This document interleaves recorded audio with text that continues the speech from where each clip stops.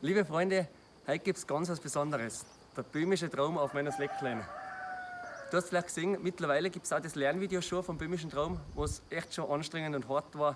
So in langsamer Version, dass jeder nachlernen kann. Schau dir das unbedingt mal an.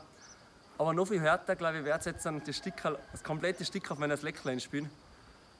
Und das noch heute bei knappe 30 Grad, ich glaube.